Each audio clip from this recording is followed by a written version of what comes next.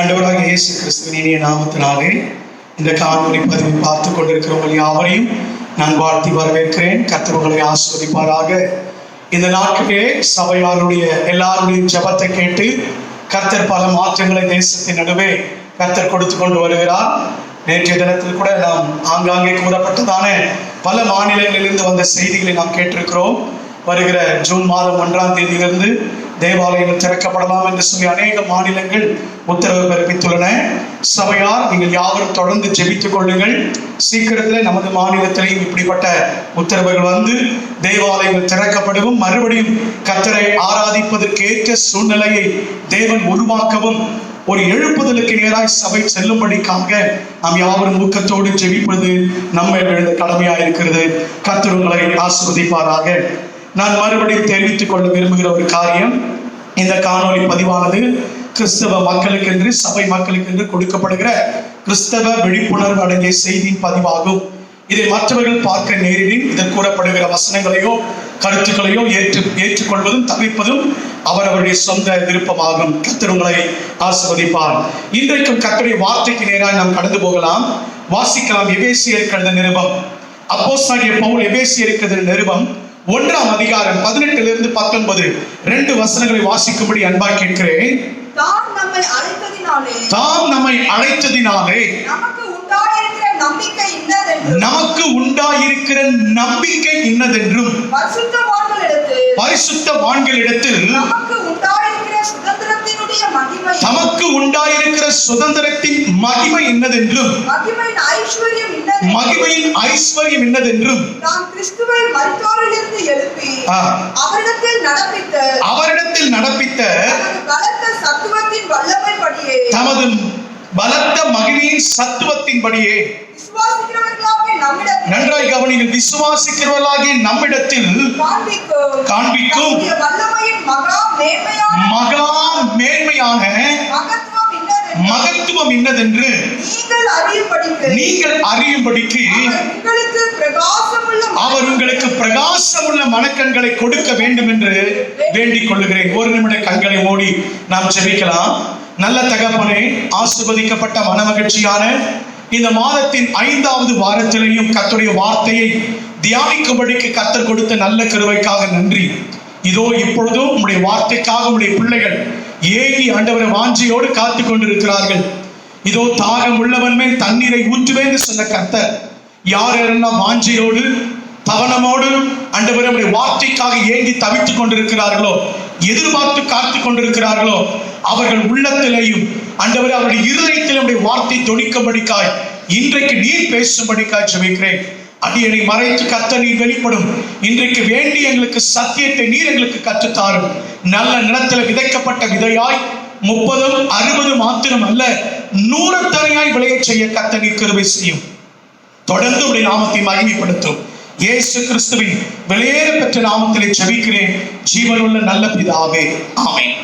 இந்த 19ஆம் வசனத்துடைய கடைசி பாகத்தை உங்களுக்காக நான் வாசிக்கிறேன்.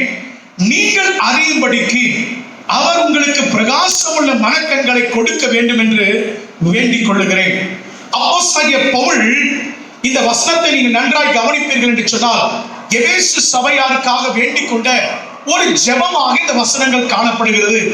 அப்போஸ்தலனாகிய பவுல் அநேக சபையாருக்காக வேண்டுதல் செய்கிறதை அவருடைய எல்லா நிருபத்திலேயும் நீங்களும் நானும் பார்க்க முடியும்.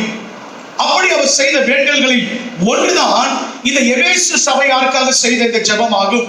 நன்றாய் கவனிங்கள். இங்கு இந்த எபேசு சபையாருக்கு பவுல் வேண்டிக் கொள்ளுகிற ஆண்டவரிடத்தில் வேண்டிக் கொள்ளுகிற ஒரு காரியம் என்னவென்றால், தேவன் இவர்களுக்கு பிரகாசமுள்ள மனக்கண்களை கொடுக்க வேண்டும் என்று வேண்டிக் கொண்டார். ஏன், எதற்காக இந்த காரியத்தை பவுல் அடிகளார் வேண்டிக் கொண்டார் என்று சொன்னால், நன்றாய் கவனிங்கள். சரீர கண்களால் ஒரு நபர் இம்மைக்குரிய ஆசீர்வாதங்களை மாத்திரமே காண முடியும்.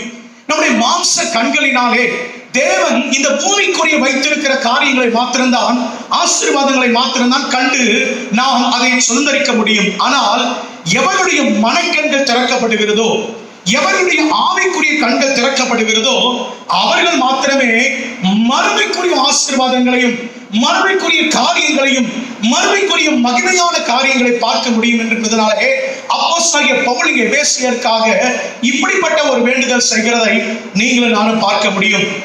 ஆம் பிரியமானவர்களே, நம்முடைய ஒவ்வொருடைய மனக்கண்கள் திறக்கப்படும் பொழுது மாத்திரம்தான் ஆவியானவர் நமக்காக, தேவன் நமக்காக உண்டு பண்ணி வைத்திருக்கிற பரலோக ரகசியங்களை நீங்களும் நானும் அறிந்து கொள்ள முடியும்.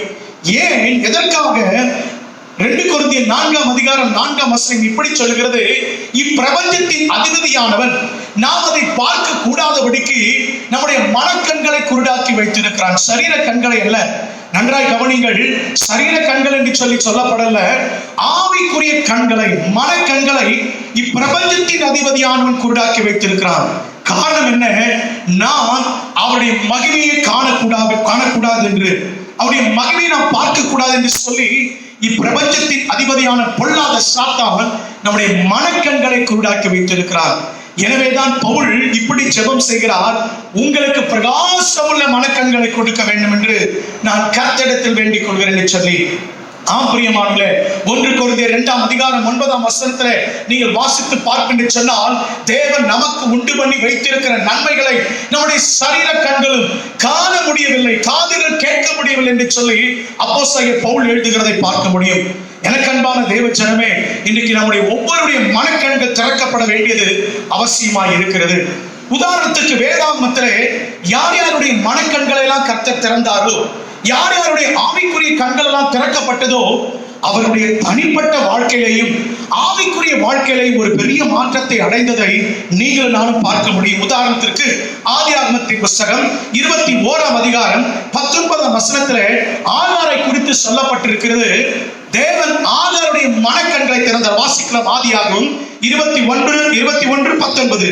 தேவன் அவருடைய கண்களை திறந்தார். தேவன் ஆகாருடைய கண்களை திறந்தார். அப்பொழுது அவள் ஒரு தண்ணீர் துறவை கண்டு போய் தண்ணீர் நிரப்பி பிள்ளைக்கு குடிக்க கொடுத்தார். நன்றாய் கவனியுங்கள், அதுவரைக்கும் அந்த நீரூற்றியவருடைய கண்கள் காணவில்லை. வேதம் சொல்லுகிறது, கர்த்தர் அவளுடைய கண்களை திறந்தார். அல்லேலூயா. அப்படி என்று சொன்னால் ஆகார் குருடா இருந்தால் அர்த்தம் இல்லை.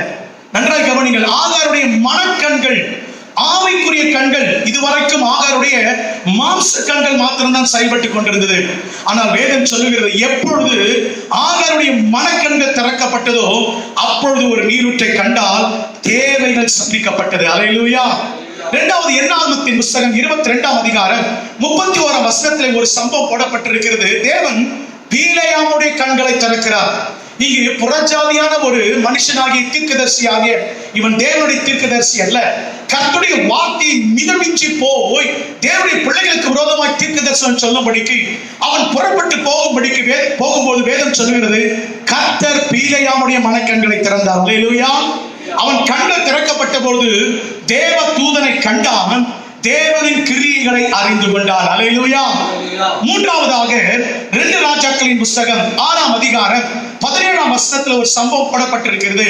இங்கே எலிசாவுடைய வேலைக்காரனாகிய கேயாசுடைய கண்களை திறந்தார் என்று சொல்லி பார்க்கிறோம். வாசிக்கலாம், 2 ராஜாக்கள் 6ஆம் அதிகாரம் 17ஆம் வசனம். அப்பொழுது எலிசா விண்ணப்பம் பண்ணி என்ன விண்ணப்பம் பண்ணுகிறான்? வாசிங்கள். கர்த்தாவே, இவன் பார்க்கும்படிக்கு இவன் கண்களை திறந்தருளும் என்றான். அதுவரைக்கும் அவனுடைய மாம்ச கண்கள் மாத்திரம் தான் பார்த்து கொண்டிருந்தது. ஆனால் எலிசா ஜெபம் செய்த பொழுது வேதம் சொல்லுகிறது, கர்த்தர் உடனே அவனுடைய மனக்கண்களை, ஆவிக்குரிய கண்களை திறந்த பொழுது அந்த கேயாசுடைய கண்கள் இப்பொழுது எதை பார்க்கிறது என்று சொன்னால், அவர்கள் இருக்கிற அந்த மலையை சுற்றிலும் அக்கினிமயமான குதிரை வீரர்களையும் ரதங்களை கண்டார். அல்லேலூயா. அல்லேலூயா. உடனே அவர்கள் பாதுகாக்கப்பட்டார்கள் என்று வேதம் சொல்லுகிறது. ஆம் பிரியமானவர்களே, இப்படியே சொல்லிக்கொண்டே போகலாம். இன்னும் ஒரு உதாரணத்தை வாசிப்போம் என்று சொன்னால், லூக்கா எழுதின சுவிசேஷம், புதிய ஏற்பாட்டிலே லூக்கா எழுதின சுவிசேஷம் 24ஆம் அதிகாரம் 13-31 இந்த 2 வசனங்களை நீங்கள் வாசித்து பார்ப்பீர்கள் என்று சொன்னால், ஆண்டவர் இப்பொழுது மரித்து விட்டார். அவர் உயிர்த்தெழுந்த பொழுது அவரை அறியாதவர்களாய் சீஷர்கள் எம்மா ஊருக்கு கடந்து போய் கொண்டிருக்கிறார்கள். அப்படி போகும்போது அவர்களோடு கூட ஒருவராக வந்து நின்று அவர் பேசிக்கொண்டே வருகிறார். ஆனால் வேதம் சொல்லுகிறது, அவருடைய மனக்கண்கள் திறக்கப்படாததினாலே அவர்கள் இயேசு என்று அறியாதிருந்தார்கள். வாசிக்கலாம். 24ஆம் அதிகாரம் 13ஆம் வசனத்தை 31ஆம் வசனத்தை வாசிக்க கேட்போம். அன்றைய தினமே அவர்கள் 2 பேர் எருசலேமுக்கு 7 அல்லது 8 மைல் தூரமான எம்மாவு என்னும் கிராமத்துக்கு போனார்கள். அப்பொழுது அவருடைய கண்கள் திறக்கப்பட்டு, நல்லா கவனிங்க, அப்பொழுது இயேசு திறந்த பொழுது, அதுவரைக்கும் அவருடைய மனக்கண்கள் அல்ல, மாம்ச கண்களிலே பார்த்து கொண்டிருந்தாங்க. இயேசுடைய மரணம், இயேசுடைய உயிர்த்தெழுதல், இவை எல்லாவற்றையும் நடக்கிற சம்பவங்கள் எல்லாவற்றையும் மாம்ச கண்களாலே மாத்திரம் பார்த்து கொண்டிருந்தாங்க. ஆனால் வேதம் சொல்லுகிறது, அப்பொழுது அவருடைய மனக்கண்களை கர்த்தர் திறந்தார். வாசிங்க. அவரை அறிந்தார்கள். அல்லேலூயா. அவருடைய மனக்கண்கள் திறக்கப்பட்ட பொழுது அவரை அறிந்தார்கள் என்று வேதம் சொல்லுகிறது. அவருடைய விளைவு என்ன தெரியுமா? தரிசனத்தை பெற்றுக் கொண்டார்கள், தேவனுடைய ஊழியத்தை பெற்றுக் கொண்டார்கள். அல்லேலூயா. ஆகையினால தான் இங்க பவுல் எபேசு மக்களுக்காக, எபேசு திருச்சபையாருக்காக ஜெபிக்கும் பொழுது இப்படி ஜெபிக்கிறார், அவரை அறியும்படிக்கு பிரகாசமுள்ள மனக்கண்களை கொடுக்க வேண்டும் என்று சொல்லி. அல்லேலூயா. பிரியமான கர்த்தருடைய பிள்ளைகளே, இந்த 18, 19 வசனங்களிலே நீங்கள் மறுபடி வாசித்து பார்ப்பீங்க சொன்னால், எபேசியர் 1, 18, 19 3 காரியங்களை அறியும்படிக்கு இந்த எபேசு திருச்சபையார் 3 காரியங்களை அறிந்து கொள்ளும்படிக்கு அவருடைய மனக்கண்கள் திறக்கப்பட வேண்டும் என்று பவுல் ஜெபிக்கிறதை பார்க்கிறோம். ஒன்று, நீங்க நன்றாக இந்த வசனத்தை கவனிங்க. நான் சொல்லும் பொழுது அந்த 2 வசனங்களை நன்றாக கவனிங்க. முதலாவது என்னவென்று சொன்னால், மகிமையின் நம்பிக்கையை அறியும்படிக்கு. அல்லேலூயா. நல்ல கரங்களை உயர்த்தி சொல்லும். அல்லேலூயா. மக்கள், ஜனங்கள், நீங்களும் நானும் அவருடைய மகிமையின் நம்பிக்கையை அறிந்து கொள்ளும்படிக்கு பிரகாசம் உள்ள மனக்கண்கள் தேவை. இரண்டாவது, மகிமையின் ஐஸ்வர்யம் இல்லதென்று அறிந்து கொள்ளும்படிக்கு. மூன்றாவது, வல்லமையின் மகா மேன்மை என்னவென்று அறிந்து கொள்ளும்படிக்கு. அல்லேலூயா. இந்த 3 காரியங்களை தேவ ஜனங்கள் அறிவது அவசியமாய் இருக்கிறது. எனவே தான் பவுல் அடிகளார் இந்த 3 காரியத்தையும் அந்த எபேசு ஜனங்கள் அறிந்து கொள்ள வேண்டும் என்று அவர்களுக்காக விண்ணப்பம் செய்கிறதை பார்க்க முடியும். பிரியமான கர்த்தருடைய பிள்ளைகளே, இந்த கடைசி நாட்களின் சபையாகிய நாம், இந்த கடைசி நாட்களிலே வாழ்ந்து கொண்டிருக்கிற நம்முடைய மனக்கண்கள் திறக்கப்பட வேண்டியது அவசியமாக இருக்கிறது. காரணம் என்ன? இந்த 3 காரியங்களை அறிந்து கொள்ள வேண்டும். இந்த 3 காரியங்களை குறித்து யோசித்துக் கொண்டிருந்த பொழுது ஆண்டவர் என்னோடு கூட இடைபட ஆரம்பித்தார். இன்றைக்கு இந்த 3 காரியங்கள் உங்களோடு கூட பேச போகிறதுல ஒரே ஒரு காரியத்தை மாத்திரம் இந்த காலை நேரத்தில் தியானத்துக்கு எடுத்துக்கொள்ள நான் ஆசைப்படுகிறேன். நமக்கு உண்டாயிருக்கிற மகிமையின் நம்பிக்கையை குறித்து இன்றைக்கு தியானிக்க போகிறோம். அல்லேலூயா.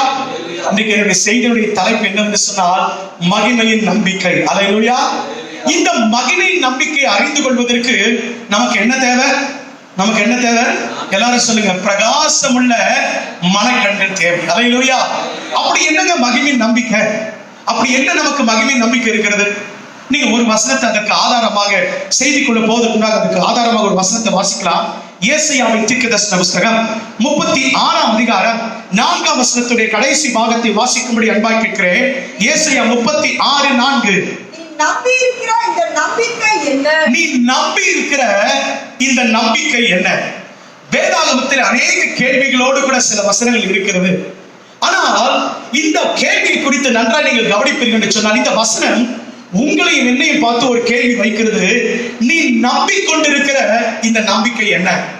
இந்த சூழ்நிலை கொஞ்சம் நாம் தியானிப்போம் என்று சொன்னால், சீரியனுடைய ராஜாவுடைய அரண்மனை விசாரிப்புக்காரனும் அவனுடைய படை தளபதியும் ஆகிய ராப்சாக்கேவை என்ன பண்ணுகிறான்னு சொன்னால், இஸ்ரவேல் ராஜாவினிடத்தில் வருகிறான். இஸ்ரவேல் ராஜாவை முற்றுகை போட்டு அவர்களுக்கு விரோதமாய் வந்து பேசும்படிக்கு வரும்பொழுது, அரண்மனை விசாரிப்புக்காரனும் ஆசாரியனுமாய் இருக்கிற எலியாக்கிம் யோவாக்கிம் இவர்களை சந்திக்கும் பொழுது இந்த ராப்சாக்கே என்ன குறித்து கேட்கிறான்னா, நாங்கள் உங்களை முற்றுகை போட்டாயிட்டு இனி நீங்கள் வெளியே வருவதற்கு வாய்ப்பே இல்லை. உங்களுக்கு இருக்கிற நம்பிக்கை இப்பொழுது என்ன? நீங்கள் போய் என்ன நம்பிக்கையில நீங்க வாழ போறீங்க? நீங்க தொடர்ந்து அந்த வசனங்களை வாசிப்பீங்கன்னு சொன்னால், நீங்க ஆண்டவரை நம்புவீங்களோ, கர்த்தரை நம்புவீங்களோ, இஸ்ரவேல்ல ஆராதிக்கிற தேவனை நம்புவீங்களோ? ஒரு நம்பிக்கை உங்களை காப்பாத்தது என்று சொல்லி அந்த ராப்சாக்கே சொல்லுகிறதை பார்க்க முடியும். எனக்கு அன்பான தேவ ஜனமே, நம்முடைய பிரசங்கத்தின் சாராம்சம் இன்றைக்கு அதுவல்ல. ஆனா நன்றாய் கவனிங்கள். அவர்களை பார்த்து ஒரு கேள்வி கேட்கிறான், நீ நம்பிக்கொண்டிருக்கிற உன் நம்பிக்கை என்ன? நம்ம எல்லாரும் இந்த கேள்வி ஒரு தடவை நமக்குள்ளே கேட்டு பார்ப்போமே. நாம் வாழ்ந்து கொண்டிருக்கிறோமே, இந்த கடைசி நாட்களில் நம்முடைய நம்பிக்கை என்ன? எது நம்முடைய நம்பிக்கையாய் இருக்கிறது? எது நம்முடைய வாழ்க்கையின் அச்சாரமாய், ஆணியாய் அல்லது நம்பிக்கையாய், நித்திய நம்பிக்கை இருக்கிறது என்று சொல்லி கொஞ்சம் யோசித்து பாருங்க.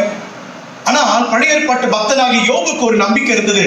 வாசிங்கள் யோபுவின் புத்தகம் 31ஆம் அதிகாரம் 24, 28 இந்த 2 வசனங்கள் வாசிக்க கேட்போம். நான் பொன்னின் மேல் என் நம்பிக்கையை வைத்து தங்கத்தை பார்த்து நீ என் ஆதரவு என்றும் நான் சொன்னதும் 28ஆம் வசனம், இதுவோ விசாரிக்கப்படத்தக்க அக்கிரமமாய் இருக்குமே. நான் என் பொன்னின் மேலும் என் வெள்ளியின் மேலும் நம்பிக்கை வைத்தார், அது எனக்கு அக்கிரமமாய் இருக்கும் என்று யோபு சொல்லுகிறதை பார்க்கிறோம். இன்னைக்கு உலக மனுஷனுக்கு நம்பிக்கை என்ன தெரியுமா?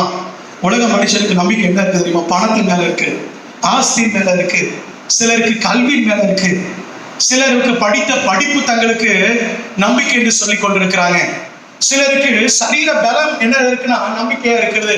எனக்கு ஒரு நோயும் வராது, எனக்கு எந்த தொற்றும் வராது, அப்படி சொல்றவங்களுக்கு தான் நிறைய பரவி கொண்டிருக்கிறத நம்ம பார்க்கிறோம். யோசித்து பாருங்க, உலக நாடுகள் வல்லரசு என்று சொல்லப்படுகிற நாடுகள் அப்படிதானே? இந்த உலக நாடுகள் பட்டியலில் இந்தியா எத்தனையோ பின்தங்கிய, இந்தியாவுக்கு பிறகு இருக்கிற எத்தனையோ பின்தங்கிய நாடுகளில் இன்னைக்கு கொரோனா வைரஸ் கம்மியா இருக்கு. வல்லரசு என்று சொல்லப்படுகிற அமெரிக்கா, அடுத்தபடியா ரஷ்யா. பாருங்க, ஒரு மனிதனுடைய நம்பிக்கை அவன் நம்பிக்கொண்டிருக்கிற பலத்தினாலே அல்ல, அவன் நம்பிக்கொண்டிருக்கிற பணத்தின் மேல் அல்ல. இன்றைக்கு காசு உங்களிடத்துல இருக்கும், அதே பணம் மறுநாள்ல யார்கிட்ட? வேறொருத்தர்கிட்ட போகும். ஆனால் பிரியமான கர்த்தருடைய பிள்ளைகளை, நமக்கு இருக்கிற நித்திய நம்பிக்கை எதுவென்று இன்றைக்கு நீங்களும் நானும் உணர்ந்து கொள்ள வேண்டும். இன்னைக்கு அநேகர் தங்கள் நம்பிக்கை எதன் மேலே வைக்கிறார்கள், தங்களுடைய நம்பிக்கையை அறியாது இருக்கிறார்கள் என்று வேதம் சொல்கிறது. அதனாலதான் அப்போஸ்தலனாகிய பவுல் எபேசு சபையாருக்காக பிரகாசம் உள்ள மனக்கண்களை தாரும் என்று ஆண்டவரிடத்தில் வேண்டிக் கொண்டார். எதற்கு? நித்திய நம்பிக்கையை அறிந்து கொள்ளும்படிக்காக. பிரியமான கர்த்தருடைய பிள்ளைகளை, நமக்கு என்ன நம்பிக்கையா இருக்கிறது? எது நம்முடைய நம்பிக்கையா இருக்கிறது? நித்திய நம்பிக்கை நாம் அறிந்து கொண்டிருக்கிறோமா? சாலமோன் ஞானி எழுதும் பொழுது பாருங்க, நீதிமொழிகளின் புத்தகம் 31ஆம் அதிகாரம் 30ஆம் வசனத்தை வாசிக்க கேட்போம். சௌந்தரியம் வஞ்சனை உள்ளது, அழகின் சிலருக்கு அழகின் மேல நம்பிக்கை. என் அழகு என்னை காப்பாற்றும், என் அழகு என்னை மேன்மைப்படுத்தும். எது வரைக்கும்? ஒரு குறிப்பிட்ட சில வருஷம் வரைக்கும் தான் அழகு கூட இருக்கும். வருஷங்கள் ஆனா அழகு நம்ம விட்டு போயிடும், சரீர அழகு நம்ம விட்டு போயிடும். அழகு வஞ்சனை உள்ளது, சௌந்தரியம் வீண். வாசிங்க, கர்த்தருக்கு பயப்படுகிற ஸ்திரீயே புகழப்படுவார். நித்திய நம்பிக்கையை சாலமோன் அறிந்திருந்தார். இதை விட அவன் தகப்பனாகிய தாவீதை குறித்து பார்க்கும் பொழுதுதான் தாவீதுக்கு நித்திய நம்பிக்கை எது என்று அறிந்து கொண்டிருந்தார். சில வசனங்களை காண்பித்துக் கொடுக்கிறேன், வாசிங்களேன். சங்கீதங்களின் புத்தகம் 39ஆம் சங்கீதம் 7ஆம் வசனத்துல பாருங்க, அவருடைய நம்பிக்கையை குறித்து சொல்லுகிறதை பார்க்கிறோம். இப்பொழுதும் என் ஆண்டவரே, நான் எதற்கு எதிர்பார்த்து இருக்கிறேன்? நீரே என் நம்பிக்கை. அல்லேலூயா. பாருங்க, தாவீது ராஜா தன் நம்பிக்கையை வைத்திருக்க வேண்டும் என்று சொன்னால் எதன் மேலே வைத்திருக்கலாம்? தன் சிங்காசனத்தின் மேல வைத்திருக்கலாம், தன்னுடைய ராஜ்யம் ஆளுகையின் மேல நம்பிக்கை வைத்திருக்கலாம், தன் அரசு செய்கிற ஆட்சி செய்கிற ஜனங்கள் மேலே, இஸ்ரவேல் கோத்திரத்தின் யூதா கோத்திரத்தின் மேல தன்னுடைய நம்பிக்கை வைத்திருக்கலாம். தான் பெற்றெடுத்த தன் பிள்ளைகள் மேல அவன் நம்பிக்கை வைத்திருக்கலாம். ஆனால் அவன் சொல்லுகிற நம்பிக்கை எது இருக்கு தெரியுமா? ஆண்டவரே, நீரே என் நம்பிக்கையா இருக்கிறேன். இன்னும் ஒரு வசனத்தை வாசிங்க, 71ஆம் சங்கீதம் 5ஆம் வசனத்தை வாசிக்க கேட்போம். கர்த்தராகிய ஆண்டவரே, நீரே என் நோக்கமும் சிறு வயது தொடங்கி என் நம்பிக்கையுமாய் இருக்கிறீர். அல்லேலூயா, அல்லேலூயா. பாருங்க, சிறு வயது தொடங்கி. அதனாலதான் ஆடுகளுக்கு பின்பாக அழிந்து கொண்டிருந்த பொழுதும், ராஜாவாக மாறின பொழுதும் அவனுடைய நம்பிக்கை கடவுளா இயேசுவா தேவனா இருந்தால் அவன் நம்பிக்கை மாறவே இல்லை. அவன் மனைவி அவளை பார்த்து சொல்றான், நீ ஒரு ராஜாவா இருக்கிறீரே, இப்படி இந்த உடன்படிக்கை பெட்டிக்கு முன்பாக உன்னுடைய வஸ்திரம் கழண்டு வருவது தெரியாத அளவுக்கு ஆடிக்கொண்டு வருகிறீரே, இஸ்ரவேலுடைய பெண்களுக்கு முன்பாக நீ எவ்வளவு மேன்மைப்பட்டீர் என்று சொல்லி கேட்கும் பொழுது சொல்லும் பொழுது சொல்றான், யோபு சொன்னது போல நீ பைத்தியக்காரன் போல பேசுகிற, உனக்கு ஒண்ணும் தெரியல. ஏன் தெரியுமா? என் நம்பிக்கையில் ஆண்டவராக இருக்கிறார். அல்லேலூயா. ஆடுகளுக்கு பின்பாக அலைந்து கொண்டிருந்த என்னை இன்றைக்கு ராஜாவாக உட்கார்ந்து வைத்திருக்கிற தேவன் தான் என்னுடைய நம்பிக்கை. அந்த தேவனுக்கு முன்பாக நான் இன்னும் நீசனும் அர்ப்பணமாய் மாறுவேன் என்று சொல்லுவதை பார்க்கிறோம். அல்லேலூயா, அல்லேலூயா. மேலும் இன்னொரு வசனத்தை வாசிக்கலாம். சங்கீதங்களின் புஸ்தகம் 62ஆம் சங்கீதம் 8ஆம் வசனத்தை வாசிக்க கேட்போம். ஜனங்களே எக்காலத்திலும் அவரை நம்புங்கள். அவர் சமூகத்தில் உங்கள் இருதயத்தை ஊற்றி விடுங்கள். தேவன் நமக்கு அடைக்கலமாய் இருக்கிறார். அல்லேலூயா. ஒரு தேவ பிள்ளைக்கு அடைக்கலம் கர்த்தர் தான். ஒரு தேவ பிள்ளைக்கு நம்பிக்கை ஆண்டவர் தான். அல்லேலூயா. இந்த காலை நேரத்துல நித்திய நம்பிக்கை குறித்து யோசித்துக் கொண்டிருந்த பொழுது ஆண்டவர் தேவன் தம்முடைய ரட்சிக்கப்பட்ட தம்முடைய நாமத்தை அறிந்த அவருடைய பிள்ளைகளுக்கு 4 விதமான நம்பிக்கையை தேவன் கொடுக்கிறார். 4 விதமான நம்பிக்கை கர்த்தர் நமக்கு அருளுகிறார். அந்த 4 விதமான நித்திய நம்பிக்கை என்னவென்று இந்த காலை நேரத்தில் தியானிக்க போகிறோம். அல்லேலூயா. எத்தனை பேர் வாஞ்சியா இருக்கீங்க? கற்றுக்கொள்ள அறிந்து கொள்ள ஆசையா இருக்கீங்க? அல்லேலூயா. தேவன் தம்முடைய பிள்ளைகளுக்கு கொடுக்கிற நித்திய நம்பிக்கையான 4 நம்பிக்கைகள் என்ன? முதலாவதாக வாசிக்கலாம். பிலிப்பியருக்கு எழுதின நிருபம். அப்போஸ்தலனாகிய பவுல் பிலிப்பியருக்கு எழுதின நிருபம் 3ஆம் அதிகாரம் 20வது வசனத்தை சத்தமாய் வாசிக்க கேட்போம். நம்முடைய குடியிருப்போ பரலோகத்தில் இருக்கிறது. அங்கே இருந்து கர்த்தராய் இருக்கிற இயேசு கிறிஸ்து என்னும் ரட்சகர் வர எதிர்பார்த்து கொண்டிருக்கிறோம். அல்லேலூயா. முதலாவது தேவனுடைய பிள்ளைகளுக்கு இருக்கிற நித்திய நம்பிக்கையில முதலாவது நம்பிக்கை கிறிஸ்துவின் வருகையை குறித்த நம்பிக்கை. அல்லேலூயா. ஒரு தேவ பிள்ளைக்கு இருக்க வேண்டிய முதலாவது நித்திய நம்பிக்கை என்ன தெரியுமா? கிறிஸ்து மறுபடியும் வரப்போகிறார் என்கிற நம்பிக்கை. எத்தனை பேர் விசுவாசிக்கிறீங்க? எத்தனை பேருக்குள்ள இன்றைக்கு அந்த நம்பிக்கை இருக்கு? கொஞ்சம் தற்பரிசோதனை செய்து பாருங்க. உங்களுக்குள்ள அந்த நம்பிக்கை இருக்கா? அப்போஸ்தலனாகிய பவுல் மெத்த படித்தவர், எல்லா சாஸ்திரங்களையும் எல்லா காரியங்களையும் பிரமாணங்களை கற்றறிந்தவன், கமாலியல் என்று சொல்லப்படுகிற நியாயாஸ்திரி பாதத்தில் உட்கார்ந்து கற்றுக்கொண்டவன். அவன் சொல்லுகிறான், என் நம்பிக்கை எது தெரியுமா? என்னுடைய நித்திய நம்பிக்கை எது தெரியுமா? என்னுடைய குடியிருப்பு எங்க இருக்குது? பரலோகத்தில் இருக்கிறது. பரலோகத்திலிருந்து ரட்சகர் வர நான் காத்து கொண்டிருக்கிறேன். அல்லேலூயா. முதலாவதாக கிறிஸ்துவின் வருகை குறித்த நம்பிக்கை, அதுதான் நித்திய நம்பிக்கை.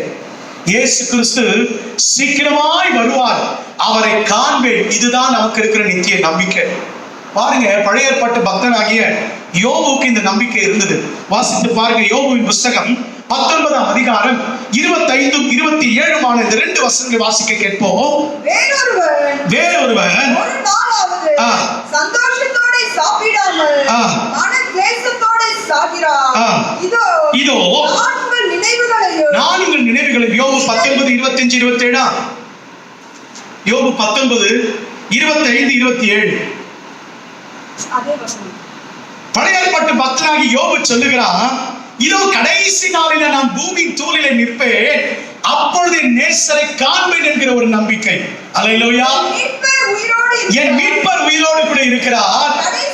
நான் கடைசி நாளில் அவர் பூமியின் மேல் நிற்பார் என்று நான் அறிந்திருக்கிறேன். நன்றாக கவனிங்க. பழைய ஏற்பாட்டு கால பக்தனாகி யோபுக்கு அந்த நம்பிக்கை இருந்தது, ஆண்டவருடைய 2ஆம் வருகை குறித்து, பகிரங்க வருகை குறித்து.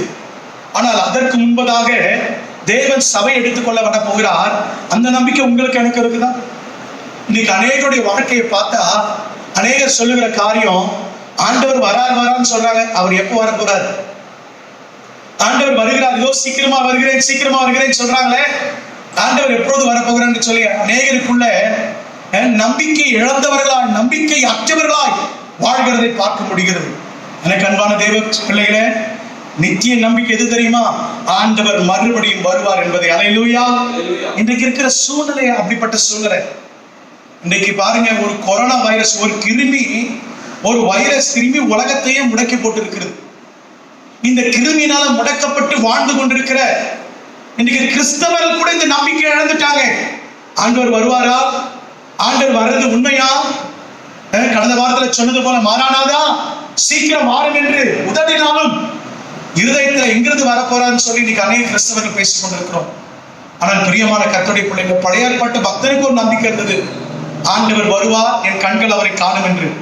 பிரியமான கர்த்தருடைய பிள்ளைகளே, ஒரு நாளும் இந்த நித்திய நம்பிக்கை நீங்கள் நானும் இழந்து போக கூடாது. ஒரு நாளும் இந்த நித்திய நம்பிக்கை நம்ம விட்டுவிடக் கூடாது.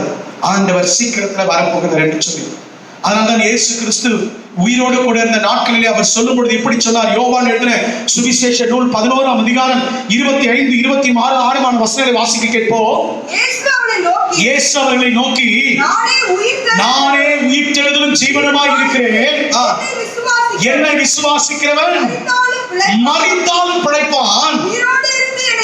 உயிரோடு இருந்து என்னை விசுவாசித்தாலும் அவன் என்றென்றைக்கும் அறியாமலும் இருப்பான். இந்த வசனத்துக்கு விளக்கத்தை நான் கடந்த முறை நான் சொல்லியிருக்கிறேன் ஒரு சில வாரங்களுக்கு முன்பாக. மறியாமலும் இருந்தாலும் பிழைப்பான். அது எப்படி மறியாமலும் இருந்தால் உயிரோடு கூட பிழைப்பான்? அது வருகை குறித்து சொல்லப்படுகிறது. மரித்து அடக்கம் பண்ணப்பட்டா மரித்தவர்களுடைய ஆவி எழுப்பப்படும். ஒருவேளை ஆண்டவர் வரும்போது சபை எடுத்துக் கொள்ளப்படுகிற நாள் நடக்கும் பொழுது நான் உயிரோடு கூட இருப்பேன்னு சொன்னா இந்த சரீரத்தை விட்டு ஒரு இமைப்பொழுதலை மறுரூபமாகி ஆண்டவரோடு கூட எடுத்துக் கொள்ளப்படுவோம். அதை குறித்து தான் இயேசு சொல்லும் பொழுது சொன்னாரு, மறியாமலும் இருந்தாலும் பிழைப்பான். அல்லேலூயா. அப்போ ஒரு நம்பிக்கை ஆண்டவர் கொடுத்து சென்றார். அது என்ன நம்பிக்கை? நான் மறுபடியும் வருவேன் என்பதுதான் அந்த நம்பிக்கை. ஆதி திருச்சபைக்கு அந்த நம்பிக்கை அதிகமா இருந்தபடினால்தான் கிறிஸ்துவுக்காக அநேக பாடுகள் உபத்திரவங்களை சகித்தார்கள். அநேகர் தங்களை சாக ஒப்பு கொடுத்தார்கள். 12 அப்போஸ்தலர்கள் 12 விதமாக ஒரு ரத்த சாட்சியாக மரித்தார்கள் என்று சரித்திரம் சொல்லுகிறது. அப்போஸ்தலர்கள் மாத்திரமல்ல, முதல் நூற்றாண்டின் முடிவுக்குள்ளே வாழ்ந்துதான் அநேக பரிசுத்தவான்கள். முதல் நூற்றாண்டுக்கு பிறகும் அநேக கிறிஸ்தவர்கள், உண்மையான வாழ்ந்த கிறிஸ்தவர்கள் எத்தனையோ பேர் ரத்த சாட்சிகளாய் மரித்தார்கள். காரணம் என்ன தெரியுமா? அவர்களுக்கு ஒரு நம்பிக்கை இருந்தது, இயேசு வருவார், எங்களை மறுபடியும் உயிரோடு, நாங்கள் மரித்தாலும் உயிரோடு கூட எழுவோம் என்கிற நம்பிக்கை. அதனால்தான் அப்போஸ்தலனாகிய பவுல் தெசலோனிக்கேயருக்கு எழுதும்போது இப்படி சொல்கிறார். 1 தெசலோனிக்கேயர் 4ஆம் அதிகாரம் 16ஆம் வசனத்தை வாசியுங்கள். ஏனெனில் கர்த்தர் தாமே ஆரவாரத்தோடு பிரதான தூதனுடைய சத்தத்தோடு தேவ எக்காலத்தோடு வானத்திலிருந்து இறங்கி வருவார். ரகசிய வருகை குறித்து சபை எடுத்துக் கொள்ளப்படுகிறதை குறித்து சொல்லப்படுகிறது. தேவ எக்காலத்தோடு அவர் வானத்திலிருந்து இறங்கி வருவார். அல்லேலூயா. அந்த பகுதி நீங்க 4ஆம் அதிகாரம் முழுவதும் பிறகு நீங்க வாசித்து பாருங்க. மரித்தவர்கள் உயிரோடு எழுந்திருப்பார்கள். பிறகு உயிரோடு இருக்கிற நாமும் ஒரு இமைப்பொழுதிலே மறுரூபமாக்கி கர்த்தரோடு செல்வோம்.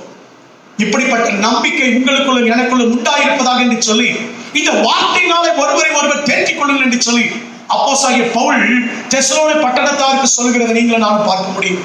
ஆம் பிரியமானவர்களே, இயேசு நிச்சயம் மீண்டும் வரப்போகிறார். ஆண்டுடைய வருகை மிக சமீபமாய் இருக்கிறது. பவுலுக்குள்ள இந்த ஆழமான நம்பிக்கை இருந்தது. அப்போஸ்தலனாகிய பவுலுக்குள்ள இப்படிப்பட்ட நித்திய நம்பிக்கை ஆழமாக வேரூன்றி இருந்ததை நீங்கள் நானும் பார்க்க முடியும். வாசியுங்கள் பிலிப்பியருக்கு எழுதின நிருபம் 1ஆம் அதிகாரம் 21ஆம் வசனத்தில். அதனாலதான் பவுலாலே திடமாய் சொல்ல முடிந்தது. வாசிங்க பிலிப்பியர் 1:21. கிறிஸ்து எனக்கு ஜீவன், சாவு எனக்கு ஆதாயம் என்று வெற்றி முழக்கமிட முடிந்தது. காரணம் என்ன? அவருக்குள்ள ஒரு நம்பிக்கை இருந்தது. அப்போஸ்தலனாகிய பவுலுக்குள்ள ஒரு நம்பிக்கை, நித்திய நம்பிக்கை இருந்தது. இயேசு மறுபடியும் வருவார். நான் மரித்து அடக்கம் பண்ணப்பட்டாலும் அல்லது நான் உயிரோடு வாழ்ந்து கொண்டிருந்தாலும் என்னை அவரோடு கூட எடுத்துக் கொள்வார் என்கிறதான நித்திய நம்பிக்கை. என் அன்பு தேவ ஜனமே, அந்த நித்திய நம்பிக்கை இன்றைக்கு உங்களுக்கு உண்டா இருக்கிறதா? அந்த நித்திய நம்பிக்கை உங்களுக்குள்ள இல்லை என்று சொன்னால் இன்னும் உங்கள் மனக்கண்கள் திறக்கப்படவில்லை என்பதுதான் அர்த்தம். இன்னும் உங்களுடைய ஆவிக்குரிய கண்கள் திறக்கப்படவில்லை. மாம்ச கண்களால் மாத்திரம்தான் வாழ்ந்து கொண்டிருக்கீங்க. யாருக்குள்ள இந்த நித்திய நம்பிக்கை இருக்கிறதோ அவருடைய மனக்கண்கள் திறக்கப்பட்டு விட்டது என்று அர்த்தம். பாருங்க, மேலும் பவுல் சொல்லும் பொழுது இப்படி சொல்லுகிறார். 1 கொரிந்தியர் 15ஆம் அதிகாரம் 55ஆம் வசனத்தை வாசித்து பாருங்கள். மரணமே உன் கூர் எங்கே? பாதாளமே உன் ஜெயம் எங்கே என்று வெற்றி முழக்கம் விடுகிறார். மறுபடியும், மரணமே உன் கூர் எங்கே? பாதாளமே உன் ஜெயம் எங்கே? இயேசு கிறிஸ்து எப்படி மரணத்தை ஜெயமாய் விழுங்கினாரோ அதே போல ஆண்டவருடைய வருகையின் பொழுது மரணத்தை ஜெயமாக விழுங்குவோம் என்று சொல்கிற நம்பிக்கை. பிரியமான கர்த்தருடைய பிள்ளைகளை, இந்த நித்திய நம்பிக்கை உண்டாகிற ஆண்டவருடைய கரத்தில் அர்ப்பணிப்போம். ஒருவேளை இந்த நித்திய நம்பிக்கை குறித்து அவிவிசுவாசம் இருக்கும் என்று சொன்னார், ஒருவேளை இந்த நித்திய நம்பிக்கைகளை குறைவுள்ளவர்களாக இருப்போம் என்று சொன்னார், இன்றைக்கே ஆண்டவரை நோக்கி விண்ணப்பம் பண்ணுவோம். அப்போஸ்தலனாகிய பவுலை போல என் மனக்கண்களை திறந்தருளும் ஆண்டவரே, இந்த நித்திய நம்பிக்கை நான் அறிந்து கொள்ளும்படி என் மனக்கண்களை திறந்தருளும் ஆண்டவர் என்று சொல்லுவோம்.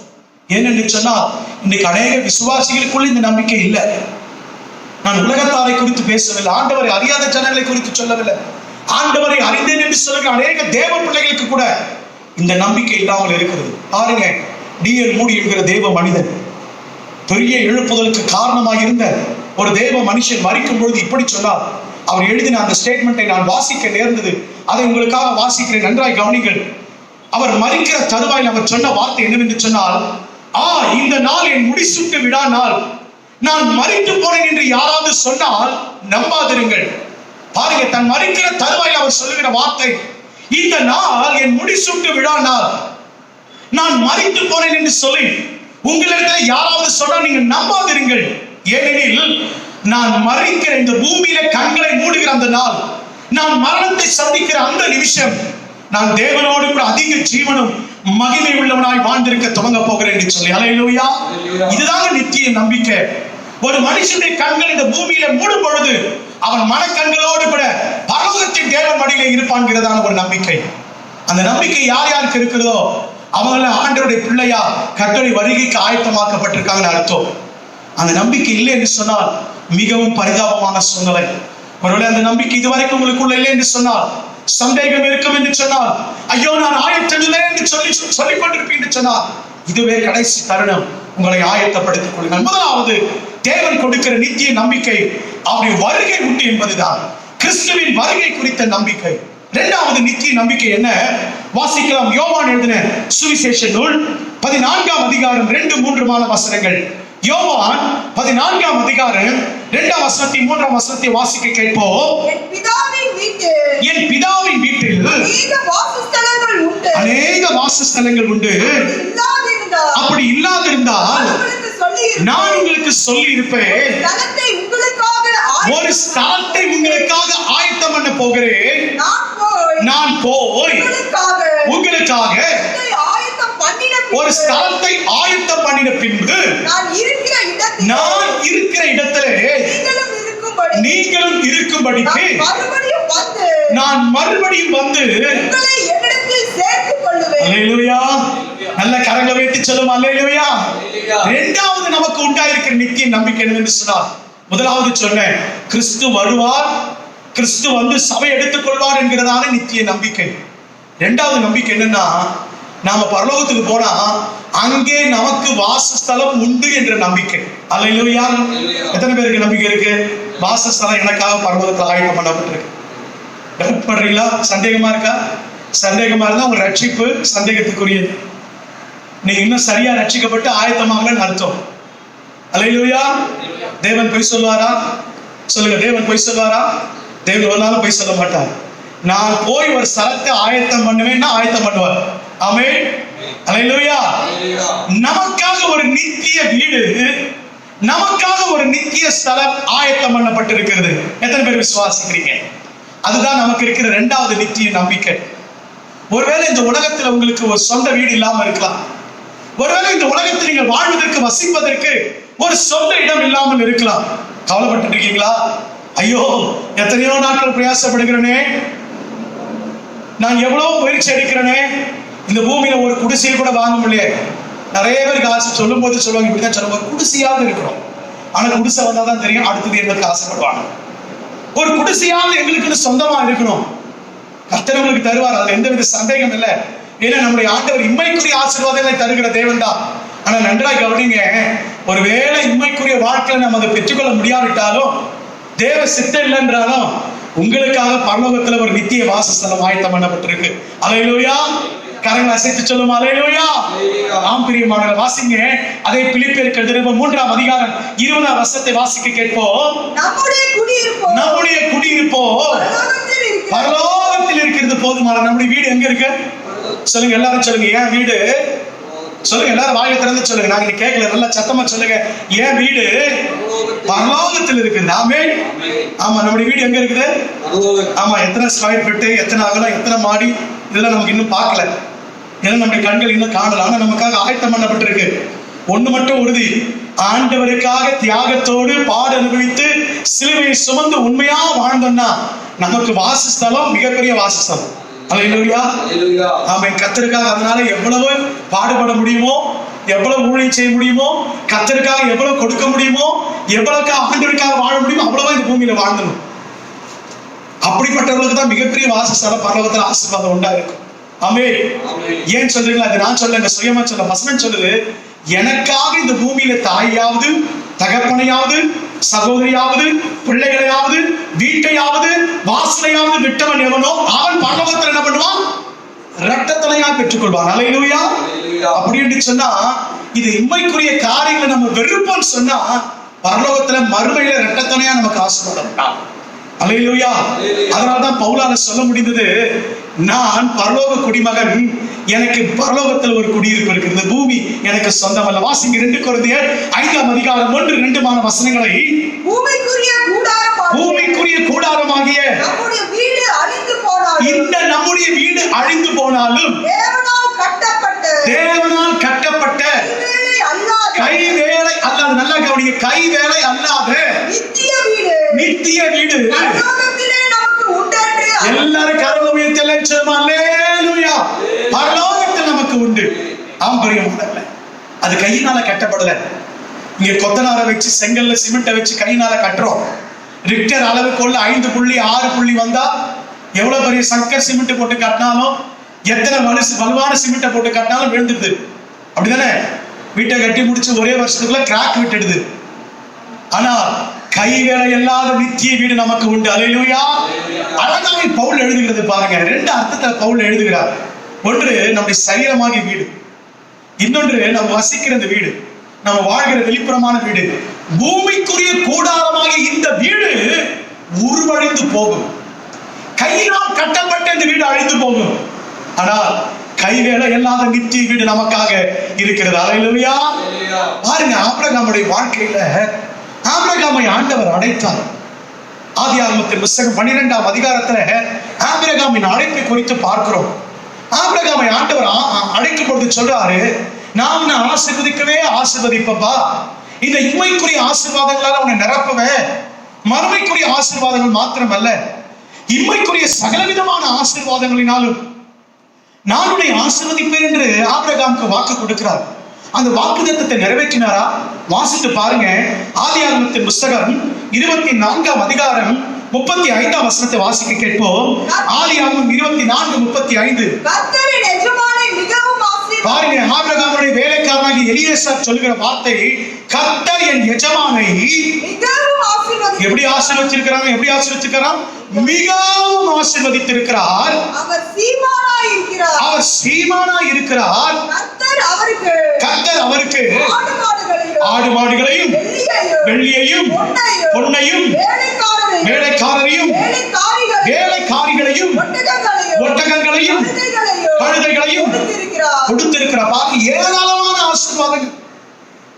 ஆபிரகாம் புறப்பட்டு வரும்போது அவனுக்கு இருந்த ஆசீர்வாதத்தை காட்டிலும் இரட்டத்தலையான ஆசீர்வாதத்தை கர்த்தர் கொடுத்தார். ஆனா ஒரு ஆச்சரியமான விஷயம் என்ன தெரியுங்களா? ஒரு சிந்தித்து பார்க்க வேண்டிய விஷயம் என்ன தெரியுங்களா? இத்தனை ஆஸ்தி தனக்கு இருந்தாலும் ஆபிரகாம் தனக்கு வாக்குத்தத்தம் பண்ணப்பட்ட தேசத்துல எப்படி இருந்தான் தெரியுமா? எப்படி இருந்தான் தெரியுமா? வாசிக்கலாமா?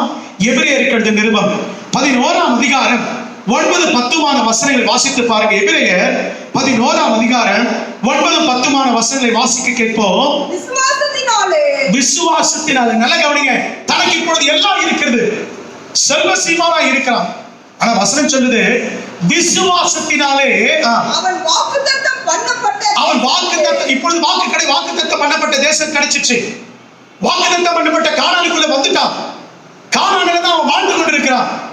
ஆனா அவன் வேதம் சொல்லுகிறது, வாக்குத்தத்தம் பண்ணப்பட்ட கானான் தேசத்திலே எப்படி சஞ்சரித்தானா? எப்படி சஞ்சரித்தான் சொல்லுங்க, எல்லாரும் சொல்லுங்க. எப்படி சஞ்சரித்தானா? செல்வ சீமான், திரளான ஆடுகள், திரளான மாடுகள், திரளான வேலைக்காரர்கள், வேலைக்காரிகள். நம்ம பாஷையில சொன்னா சில 100 கோடி வச்சிருக்கிறான்னு வச்சுக்கோமே. இன்னைக்கு 100 கோடி இருக்கிறவங்க பார்த்து பரதேசின் உலகம் சொல்லுமா? இன்னைக்கு 100 கோடி வச்சிருக்கிறான்னு ஒருத்தன் 100 கோடி இருக்கிறான்னு வச்சுக்கோங்களேன். 100 கோடி ரூபாய் வச்சிருக்கான்னு வச்சுக்க, அவன் எப்படிப்பட்ட வாழ்க்கை வாழ்வான்? ஒண்ணும் இல்லாததே இன்னைக்கு எப்படிப்பட்ட வாழ்க்கைலாம் வாழ்வு. குடிக்க கஞ்சி இல்லைனாலும் பேசுற பேச்செல்லாம் பெருமையான பேச்சுங்க. சாப்பிட கஞ்சி இருக்காது, உடுத்துறதுக்கு நல்ல துணி இருக்காது. ஆனா வார்த்தையை கவனிச்சீங்கன்னா, நான் யார் தெரியுமா, என் குடும்பம் யார் தெரியுமா, என் பின்னணி யார் தெரியுமா பேசும். அப்படிப்பட்ட ஜனங்களை தான் நம்ம அதிகமா பார்க்கிறோம். ஆனால் இங்க ஆபிரகாம் செல்வ சீமானா இருக்கிறான். வாக்குத்தத்தம் பண்ணப்பட்ட தேசத்துல வாழ்ந்து கொண்டிருக்கிறான். ஆனா எப்படி சஞ்சரித்தான் தெரியுமா? எப்படி சஞ்சரித்தான் தெரியுமா? பரதேசிய போல சஞ்சரித்தான். அவருடைய அர்த்தம் என்னன்னா, தனக்கென்று ஒரு வீட்டை கூட அவன் கட்டிக்கொள்ளல. நல்ல கவனிக்கும். சாகர வரைக்கும் தனக்கென்று கையினால் கட்டப்பட்ட செங்கற்களினால் கட்டப்பட்ட வீடு ஆபிரகாமுக்கு இல்லை. முதல் செங்கற்கள் கட்டின வீட்டை யார் நம்ம உண்டாக்குனா? ஏசாதான் கட்டினான். ஆண்டுடைய பிள்ளைகள் யாரும் கட்டியிருக்க மாட்டாங்க. நல்லா கவனிச்சுங்கன்னா, முற்பிதாக்கள்ல பாத்தீங்கன்னா ஆண்டுடைய பிள்ளைகள் யாரும் கட்டியிருக்க மாட்டாங்க. ஏசா துஷ்ட மனிதனா மாறினா, எகிப்தியரோட கூட சம்பந்தம் கலந்தான், மற்ற புறஜாதியோட சம்பந்தம் கலந்தான். அவங்க வழக்கம் உள்ள வந்துருச்சு. அவங்க என்ன கட்ட ஆரம்பிச்சாங்கன்னா, செங்கல் கற்களினால வீட்டை கட்டினாங்க. நல்லா கவனிங்க. செங்கல் கல்லினால வீட்டை கட்டுறது ஒரு தப்பாயா நீங்க கேட்கலாம். நல்ல கவனிங்க. தேவன் வாக்கு பண்ணியிருக்கும் பொழுது அந்த வாக்குத்தத்தத்துக்கு 100% உண்மையா வாழ்வதற்கு அடையாளம் தான் கூடாரத்தின் வீடு. பரலோகத்துல சாட்சியின் கூடாரம் இருக்கிறது. பரலோகத்துல சாட்சியின் வீடு இருக்கிறது. பிரியமான கர்த்தருடைய பிள்ளைகளே, ஆபிரகாமுக்கு நித்திய நம்பிக்கை இருந்தது. அந்த நம்பிக்கை தொடர்ந்து வாசிங்க. அந்த வசனத்தை முடிங்க பார்க்கலாம். பின்னர் வாசிங்க. அவன் பரதேசியை போல சஞ்சரித்தான். அந்த வாக்குத்தத்தத்திற்கு உடன் சுதந்திரராகிய ஈசாக்கோடும் யாக்கோபோடும் கூடாரங்களிலே குடியிருந்தான். கற்களினால கட்டப்பட்ட வீட்டிலே குடியில்லை. எந்த நம்பிக்கை அவனுக்கு இருந்தது தெரியுமா? பரலோகத்துக்கு போவேன், நித்திய வீடு அங்க இருக்கிறது, அந்த நித்திய வீட்டில நான் இருக்க போகிறேன். செல்வ சீமான் அவனுக்கு எல்லாம் இருக்கிறது, எல்லா ஆசைகளும் இருந்த பொழுது அவனுடைய நம்பிக்கை என்னன்னா, பரலோகத்தில் என் வாசஸ்தலம், இந்த பூமி என் வாசஸ்தலம் அல்ல, இந்த பூமி எனக்கு நிரந்தரம் அல்ல. ஆம் பிரியமானவர்களே, மேலானதை குறித்து மேலானவைகளை எப்பொழுதுமே நாடினார் ஆபிரகாம். நம்முடைய வாழ்க்கையில மேலானவைகளை நாடுகிறோமா?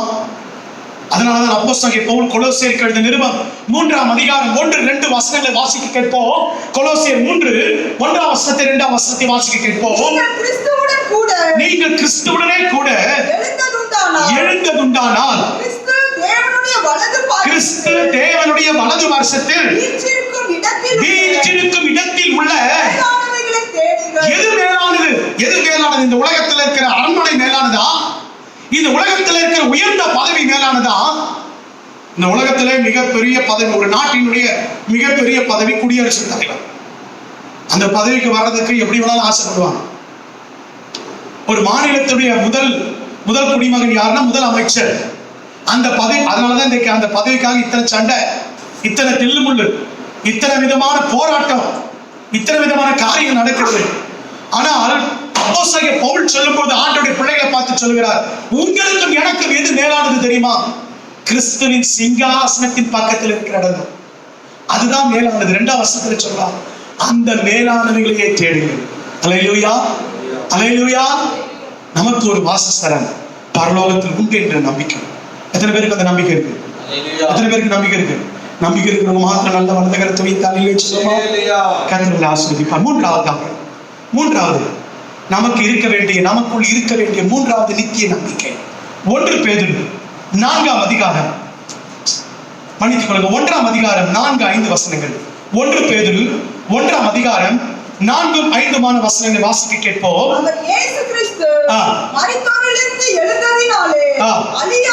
அழியாததும் மாசற்றதும் வாடாததுமாகிய, நல்ல கவனிங்க, அழியாதது வாடாதது மாசற்றதுமான வாசிங்க, சுதந்திரத்திற்கு ஏதுவாக ஜீவனுள்ள நம்பிக்கை உண்டாகும்படி. ஜீவனுள்ள நம்பிக்கை, எதன் பேர்ல ஜீவனுள்ள நம்பிக்கை? எதற்கு ஜீவனுள்ள நம்பிக்கை? தொடர்ந்து வாசிங்க, நான் சொல்றேன், வாசிங்க.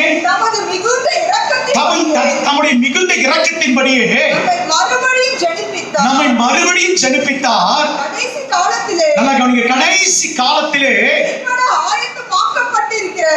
ரட்சிப்புக்கு ஏதுவாக விசுவாசத்தை கொண்டு தேவனுடைய பலத்தினாலே காக்கப்பட்டு இருக்கிற உங்களுக்கு தேவனுடைய ரத்தத்தினாலே காக்கப்பட்டு ரட்சிக்கப்பட்டிருக்கிற உங்களுக்கு அந்த சுதந்திரம் பரலோகத்தில் வைக்கப்பட்டிருக்கிறது. அல்லேலூயா. மூன்றாவது ஒரு நித்திய நம்பிக்கை என்ன தெரியுமா? நித்திய சுதந்திரம் நமக்கு பரலோகத்தில் இருக்கிறது. அல்லேலூயா. சொல்லுங்க, எல்லாரும் சொல்லுங்க, சுதந்திரம். எப்படிப்பட்ட சுதந்திரம்? நித்திய சுதந்திரம். இங்க சுதந்திரம்னா விடுதலை குறிச்சு அல்ல. இந்தியா சுதந்திரம் அடைஞ்சது அந்த சுதந்திரம் அல்ல. அந்த சுதந்திரத்தை பற்றி சொல்ல. சுதந்திரம்ன்றது இங்க ஆவிக்குரிய அர்த்தத்திலையும் இங்க வேதாகம கண்ணோட்டத்துல சுதந்திரம்னா உரிமை, சொத்து என்று அர்த்தம், பங்கு என்று சொல்லி அர்த்தம். நித்திய பங்கு, நித்திய உரிமை, நித்திய சுதந்திரம் நமக்கு எங்க இருக்குதா? பரலோகத்தில் இருக்கிற. யாருக்கு அது வைக்கப்பட்டிருக்கு தெரியுமா? அவருடைய ரத்தத்தினாலே கழுவப்பட்ட அவருடைய பிள்ளைகளுக்கு. இந்த கடைசி காலத்திலே அந்த சுதந்திரம் பரலோகத்துல வைக்கப்பட்டிருக்கு. அல்லேலூயா. பூமியில இல்லைங்க, பூமியில எங்க இல்ல, பரலோகத்துல வைக்கப்பட்டிருக்கு. அந்த சுதந்திரம் எப்படிப்பட்ட சுதந்திரம் தெரியுமா? அந்த 4ஆம் வசனம் சொல்லுகிறது, அது அழியாதது, அது வாடாதது, அது நித்திய சுதந்திரம். அல்லேலூயா. அது நித்திய நம்பிக்கை. ஆம் பிரியமானவர்களே, 3வது ஒரு நம்பிக்கை, நமக்கு பரலோகத்துல சுதந்திரம் உண்டு என்று சொல்லி. ஒருவேளை உங்க தாய் தகப்ப இந்த பூமியில உங்களுக்கு சுதந்திரம் சேர்த்து வைக்காம போயிருக்கலாம். இன்னைக்கு அநேக பிள்ளைங்க அழுறாங்க, எங்க அப்பா அம்மா எங்களுக்காக ஒன்றும் சேர்த்து வைக்கலையே, எங்க அப்பா அம்மா எங்களுக்காக ஒன்று சேர்த்து வச்சுதான் நீ அதை வச்சு காப்பாற்ற போறது இல்லை. அது வேற விஷயம்.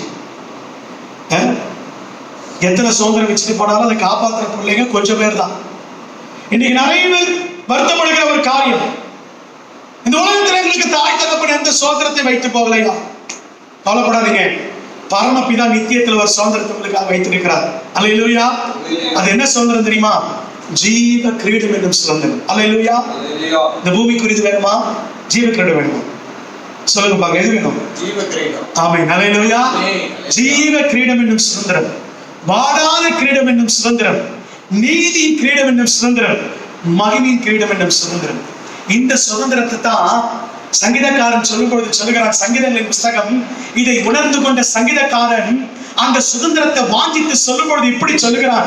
சங்கீதங்களின் புஸ்தகம் 16ஆம் சங்கீதம் 5-6 வசனங்களை வாசிக்க கேட்போம். கர்த்தரின் சுதந்திரமும் என் பாத்திரத்தின் பங்குமானவர், என் சுதந்திரத்தை தேவரீர் காப்பாற்றுகிறீர். அல்லேலூயா. எது சுதந்திரம் சொல்றான்? எது சுதந்திரம் சொல்றான்? தேவரீர் என் சுதந்திரம், நீரே பாத்திரத்தின் பங்கு. என் ராஜ்யம், என் வல்லமை, ஆளுக, எனக்கு இருக்கிற படைபலம், எனக்கு இருக்கிற பணபலம், ஆஸ்தி, எத்தனையோ ராஜாக்களை தன் 40 வருட அரசாட்சியில தாவீது ஜெயித்தான். ஜெயித்தான்னு என்ன அர்த்தம் தெரியுமா? ஜெயித்தது மாத்திரமல்ல, ஜெயித்த உடனே அவருடைய பொருட்களை கொள்ளையாடி கொண்டு வந்தான். அந்த கொள்ளையாடின பொருளை சேர்த்து வைத்தாலே எவ்வளவோ இருக்குமா தாவீதுடைய பொக்கிஷத்தை. ஆனா தாவீது எது தனக்கு பொக்கிஷன் சொல்றான் தெரியுமா? இது சுதந்திரம் சொல்றான் தெரியுமா? தேவரீர் என் சுதந்திரம். அல்லேலூயா.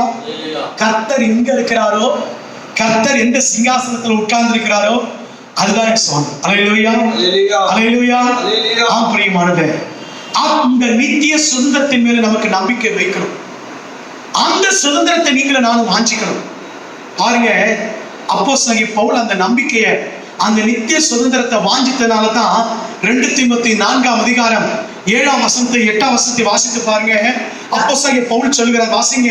நல்ல போராட்டத்தை போராடி, அந்த நித்திய சுதந்திரத்தின் மேல நம்பிக்கை இருந்ததனால தான் ஐயா நல்ல போராட்டத்தை போராடினேன், ஓட்டத்தை முடித்தே, விசுவாசத்தை காத்துக்கொண்டே, இது முதல் நீதியின் கிரீடம் எனக்காக வைக்கப்பட்டிருக்கிறது. அல்லேலூயா. இது முதல் நீதியின் கிரீடம் வைக்கப்பட்டிருக்கு. அப்ப அப்போஸ்தலனாகிய பவுலுடைய ஓட்டத்துடைய நோக்கம்லாம் என்ன? வாஞ்செல்லாம் என்ன? உடைய சுதந்திரம் என்ன? என்ன சுதந்திரம்? வாடாத நித்திய ஜீவ கிரீடம். அல்லேலூயா. இன்னைக்கு எத்தனை பேருக்கு அந்த கிரீடத்தை பெற ஆசை? இன்னைக்கு எத்தனை பேர் நம்மள அதை வாஞ்சிக்கணும்? இந்த உலகத்துல காண்கிற சுதந்திரம் எல்லாம் ஒருமை பொழுதுல போகுமாமா? போகுமே. நீ எவ்வளவுதான் சவதரித்து சேர்த்து வைத்தா, நீ மாடி மேல மாடி கட்டி, ஒரு வீட்டுக்கு 2 வீடு கட்டி, 2 வீடு வாங்கி, நீ எத்தனை வாகனங்களை வாங்கி வீட்டுக்குள்ள அடுக்கி வச்சாலும், நீ எத்தனை பொருட்களை வீட்டுக்குள்ள சேர்த்து வச்சாலும், அது உனக்கு நித்திய சுதந்திரம் கிடையாது. ஒரு நித்திய சுதந்திரம் என்ன தெரியுமா? தேவன் வைத்திருக்கிற வாராத நித்திய ஜீவன். அல்லேலூயா. அல்லேலூயா. இன்றைக்கு நிறைய பேர் இந்த உலகத்தின் மேல நம்பிக்கை வைக்கிறாங்க. அவங்க சுதந்திரம் இந்த உலகமா இருக்கிறது, நம்பிக்கை இந்த உலக சுதந்திரமா இருக்கிறது. அதனால்தான் இயேசு கிறிஸ்து அழகாய் சொல்லும் பொழுது சொன்னார், மத்தேயு 6ஆம் அதிகாரம் 20-21 வசனங்களை வாசிக்க கேட்போம். எங்க சேர்த்து வைக்கணுமா? விசுவாசிகளே, சபை மக்களை நல்லா கவனிங்க. எங்க சேர்த்து வைக்கணுமா? வீட்டு பீரோக்குள்ளயா? உன் அக்கவுண்ட்லயா? எங்க சேர்த்து வைக்கணுமா? ஷேர் மார்க்கெட்லயா? நான் சொல்லல. என்ன கோபமா பார்க்காதீங்க, நான் சொல்லல, ஆண்டவராக இயேசு கிறிஸ்து சொல்றார். ஆவியானவர் திருவுளம் பற்றுகிறார். எங்க சேர்த்து வைக்கணுமா? எல்லாரும் சொல்லுங்க, எங்க சேர்த்து வைக்கணும்? பரலோகத்தில் உங்கள் பொக்கிஷங்களை சேர்த்து வையுங்கள். அங்கே பூச்சியாவது துருவாவது கெடுக்கிறதும் இல்லை. அங்கே திருடன் கண்ணவிட்டு திருடுகிறதும் இல்லை. உங்கள் பொக்கிஷம் எங்க இருக்கிறதோ அங்கே உங்கள் இருதயம் இருக்கும். அப்போ உங்க சுதந்திரம் பரலோகத்தில் இருக்கிறது நீங்க நினைப்பீங்கன்னா, உங்க இருதயம் பரலோகத்துல இருக்கணும்னா உங்க பொக்கிஷம் எங்க இருக்கணும்? பரலோகத்துல இருக்கணும். அந்த சுதந்திரம் தான் என் பொக்கிஷம்னு நினைக்கணும். அல்லேலூயா. இன்னைக்கு பிரச்சனை என்ன தெரியுமா? அநேக ஊழியக்காரர்களும் அநேக விசுவாசிகளுக்குரிய பிரச்சனை என்ன தெரியுமா? இன்னைக்கு தடை என்ன தெரியுமா? தங்கள் பொக்கிஷம் இங்க இருக்குன்னு நினைக்கிறாங்க. ஒரு பாஸ்டர் என்கிட்ட சொல்லும்போது, பேர் சொல்ல விரும்பல, ஒரு பாஸ்டர் என்கிட்ட பேசும்போது இப்படி சொன்னாரு. நல்ல நண்பர் தான், ஆனால் ஏனோ தெரியல அவருடைய எண்ணம், அவருடைய சிந்தை இப்படி இருக்கு. அவர் என்னை பார்த்து சொன்னார், பாஸ்டர் 40 வயசுக்குள்ள ஒரு ஊழியக்காரன் சொந்த வீடு வாங்கிடணும், கட்டிடணும். 40 வயசுக்குள்ள ஒரு நல்ல ஒரு கார் வாங்கிடணும். 40 வயசுக்குள்ள கல்யாணம் கட்டி பிள்ளைகளை பெற்றெடுத்துடணும். 40 வயசுக்குள்ள உலகத்துல செட்டில் ஆக வேண்டியதெல்லாம் செட்டில் ஆகிதான் பிறகு ஊழியத்தை நல்லா செய்யணும். எனக்கு அந்த நம்பிக்கை மேல எனக்கு பிரியல. யோசிச்சு பார்த்த ஆண்டவர், இதுவா நம்பிக்கை? பழைய ஏற்பாட்டு கால பக்தர்களை பாருங்க, இயேசுக்காக ஆண்டவருக்காக எல்லாம் இழந்தாங்க. ஆனா அந்த ஊழியர்கள் சொல்ல 40 வயதுல எல்லாம் சவதரிக்க வேண்டியதெல்லாம் சவதரிச்சுமா, 40 வயசுக்கு மேல உட்கார்ந்து செய்யணுமா. அன்பான தேவச்சனமே, நம்முடைய பொக்கிஷம் எது? அந்த ஊழியக்காரருக்காக, அந்த மனுஷனுக்காக நான் ரொம்ப மிகவும் வேதனைப்பட்டேன். அவருடைய நம்பிக்கை இந்த பூமியா இருக்கிறது. ஆனா உங்களுடைய நம்பிக்கை, என்னுடைய நம்பிக்கை எது தெரியுமா? நித்திய சுதந்திரத்தின் மேல். அல்லேலூயா, அல்லேலூயா. அதனால்தான் வெளிப்படுத்தின விசேஷம் 2ஆம் அதிகாரம் 10ஆம் வசனத்துல ஆண்டவர் யோவானுக்கு வெளிப்படுத்தும் போது இப்படி வெளிப்படுத்தினார், நீ மரண பரியந்தம் உண்மை உள்ளவனாக இரு. அந்த சுதந்திரத்தை அடைவதற்கு நீ மரண பரியந்தம் உண்மை உள்ளவனாக இருக்கணும். உன் பொக்கிஷத்தை இங்கே சேர்க்காத மகளே இங்கே சேர்க்காத, உன் பொக்கிஷத்தை பரலோகத்தை சேர். அதுதான் நித்திய சுதந்திரம். கடைசியாக இறுதியாக நமக்கு இருக்க வேண்டிய 4வது நித்திய நம்பிக்கை. ஒரே வார்த்தையில சொல்லி நான் முடிக்கிறேன், நேரம் ஆகிவிட்டபடினாலே வாசிக்கலாம். யோவான் 10ஆம் அதிகாரம் 10ஆம் வசனம். திருடன் திருடவும் கொல்லவும் அழிக்கவும் வருகிறானே அன்றி வேறு ஒன்றுக்கு வரான். நானோ நன்றாய் குறித்துக் கொள்ளுங்கள், நானோ அவர்களுக்கு ஜீவன் உண்டாகவும் அது பரிபூர்ணப்படவும் வந்து. நன்றாய் கவனிங்க. 4வது நித்திய ஜீவன் நமக்கு உண்டு என்ற நம்பிக்கை. அல்லேலூயா, அல்லேலூயா. இந்த பூமியில 80 வருஷம் 90 வருஷம், எனக்கு ஆசை நீங்க 100 வருஷம் வரைக்கும் இருக்கணும். ஏன் பாஸ்டர் குறைக்கிறோம் நீங்க நினைக்காதீங்க. எனக்கு ஆசை சீக்கிரத்தில் ஆண்டு வந்தா போனோம்டா. ஆனா கர்த்தருக்கு சித்தமானா வருகை தாமதிக்குமானா நல்லா இருக்கலாம். ஆனா நல்லா கவனிங்க, எப்படி இருந்தாலும் ஒரு நாள் நமக்கு என்ன உண்டு இந்த பூமியில? கர்த்தர் வர தாமதிச்சா நமக்கு என்ன உண்டு? பயப்படாம சொன்ன என்ன உண்டு? அதை சொல்றது கூட பயப்படுறீங்களா? மரணம் உண்டு, சாவு உண்டு. நம்ம நிறைய பேருக்கு சாவுன்ற வார்த்தை சொல்றது கூட பயப்படாதீங்க. இந்த பூமியில நமக்கு மரணம் வருதுன்னா அடுத்த சந்தோஷமான விஷயம் என்ன தெரியுமா?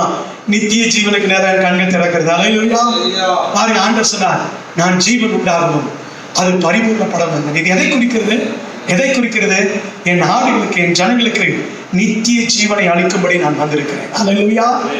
4வது நமக்கு இருக்கிற ஒரு நம்பிக்கை, நித்திய ஜீவன் நமக்கு உண்டு. ஆண்டவரோடு கூட நித்திய காலமாக வாழ போகிறோம். ஆண்டவரோடு கூட நித்திய காலமாய் அவரோடு கூட மகிழ்ந்திருக்க போகிறோம். அதுதான் நமக்குரிய நம்பிக்கை. ஒரே ஒரு வசனத்தை வாசித்து முடிப்போமா? கொலோசியர் 3ஆம் அதிகாரம் 3-4 வசனங்களை வாசிக்க கேட்போம். ஏனென்றால் நீங்கள் மரித்தீர்கள், உங்கள் ஜீவன் கிறிஸ்துவுடனே கூட மறைந்திருக்கிறது. நம்முடைய ஜீவனாகிய கிறிஸ்து வெளிப்படும் நாளிலே நீங்களும் அவரோடு கூட எப்படி வெளிப்படுவோமா? மகிமையிலே வெளிப்படும். அதுதாங்க நித்திய நம்பிக்கை. இந்த உலகத்தானுக்கு மரிச்சா அவன் சொல்ற காரியம் என்ன தெரியுமா? இந்த உலகத்துல இருக்கிற ஒரு நம்பிக்கை, ஒரு கூட்டம் இருக்கு. அவங்களுக்கு என்ன நம்பிக்கை தெரியுமா? இந்த ஜென்மத்துல நான் இப்படி மரிச்சா அடுத்த ஜென்மத்துல ஆடாவோ கோழியாவோ மாடாவோ நான் வருவேன். நமக்கு அப்படி இல்லை. நமக்கு அப்படிப்பட்ட நம்பிக்கை இல்லை. நமக்கு ஒரு நம்பிக்கை இருக்குது, மகிமையிலே வெளிப்படுவோம். எத்தனை பேர் சொல்ல முடியும்? நான் மகிமையிலே வெளிப்படுவேன். இந்த பூமியில நான் மரித்தாலும் இந்த பூமியை விட்டு நான் எடுத்துக்கொள்ளப்பட்டாலும் ஒரு நாள்ல ஆண்டவரோடு கூட நான் மகிமையில் வெளிப்படுவேன் என்கிற நம்பிக்கை தான் நித்திய நம்பிக்கை. இது 4வது நம்பிக்கை.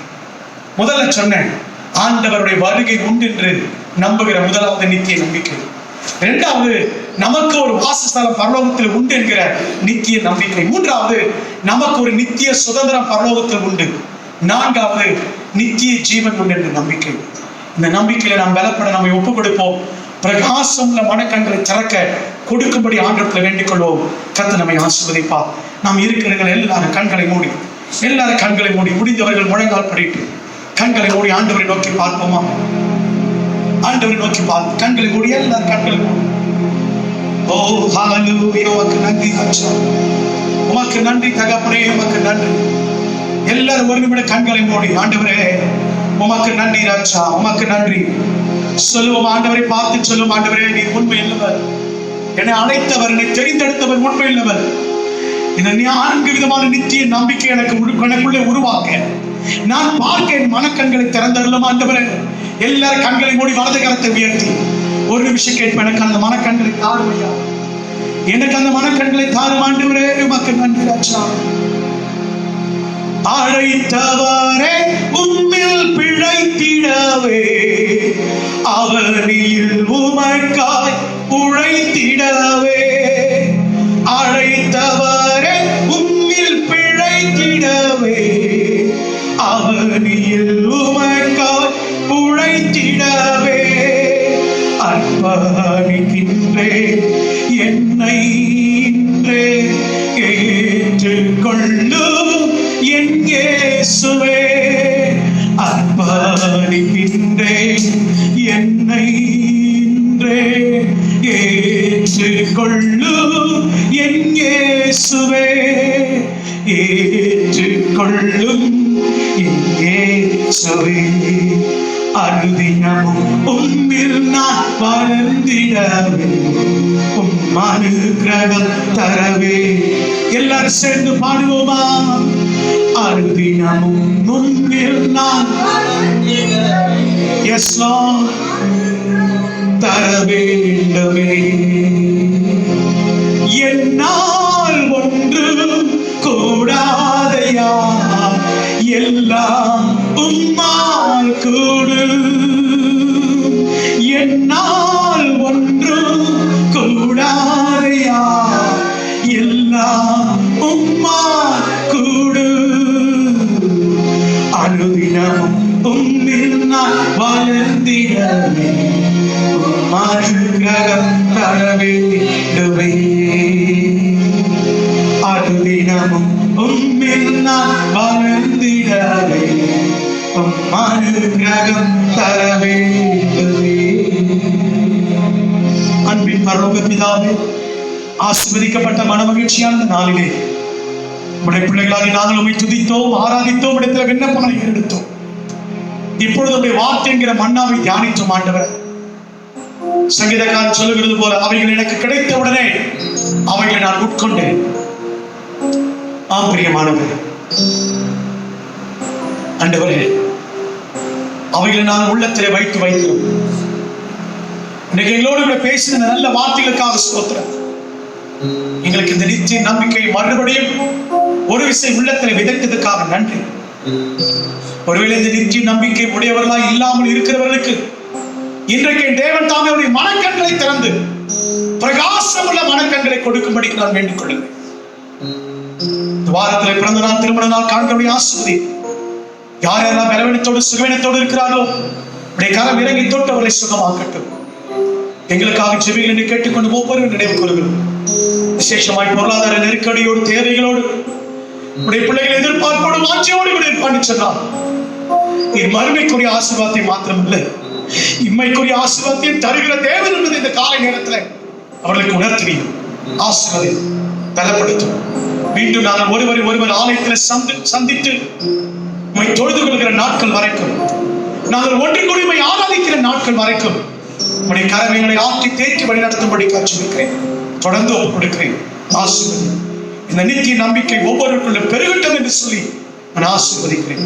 இயேசு கிறிஸ்து நேர பெற்ற நாமத்திலே ஜெபிக்கிறேன். ஜீவனுள்ள நல்ல பிதாவே, ஆமென். சேர்ந்து சொல்லுவோம். என் ஆத்துமாவே கர்த்தரை ஸ்தோத்திரி, என் முழுமே உடைய பரிசுத்த நாமத்தை ஸ்தோத்திரி. என் ஆத்துமாவே கர்த்தரை ஸ்தோத்திரி, அவர் செய்த சகல உபகாரங்களை மறவாதே. ஆமென். நம்முடைய கர்த்தராகிய இயேசு கிறிஸ்துவின் கிருபையும் பிதாவாகிய தேவனுடைய அன்பும் பரிசுத்த ஆவியானவருடைய அந்யோன்ய ஐக்கிய சமாதானம் வழிநடத்த சுகபெறும் இப்பொழுதும் எப்பொழுதும் சதா காலங்களிலும் மணவாளனாகிய இயேசு கிறிஸ்து மத்திய ஆகாயத்தில் வந்து மணவாட்டி எடுத்துக் கொள்ளப்படுகிற நாள் வரைக்கும் இருப்பதாக. ஆமென். ஆமென். God bless you. கர்த்தர் உங்களை ஆசீர்வதிப்பார். ஆமென்.